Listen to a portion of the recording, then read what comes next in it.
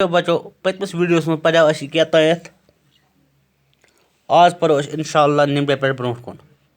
लोग चिनार के गिरे हुए सुर्ख पत्तों को जलाकर कोयले बनाते हैं। दपा लूख करा काम लूख पन वथर पेमुत वसित बोनियो पे लूख करा काम अमन जालान क्या जालान पत बनावा कोयले गई चिन बनावी क्या बनावा चिन बनावा ये कोयले सर्दियों में कांगड़ियों में डाले जाते हैं।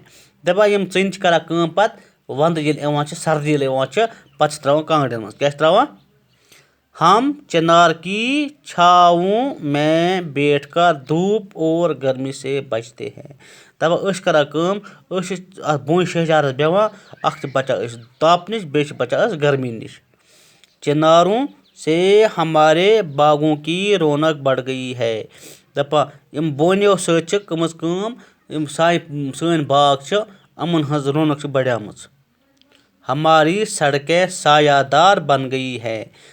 इम सड़कों पर बोन लगित अमो सम सड़क बन सायदार क्या बन सयाहों के लिए इस दरख्त में बड़ी कशिश है। दपा यम सयाह योर नबरम अमन अत मज कत अत बोन वचनस मज।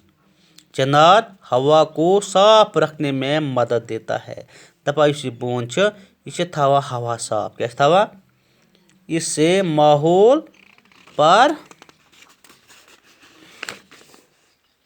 अच्छा असर पड़ता है। दपा अम माहौल पे असल असर। चिनार का दरख्त काटना या उससे नुकसान पहुंचाना कानूनन जुर्म है।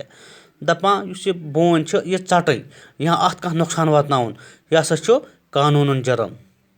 कुछ लोग चिनार को काटने का जुर्म करते हैं। दपा कह लोग यम अत चटित करा जुर्म क्या करा। हमें ऐसे लोगों को समझाना चाहिए।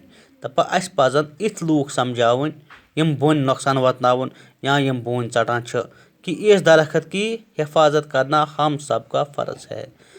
तिक्याज पजन समझावन तिक्याज अस पे फर्ज अत बोन हिफाजत करनी।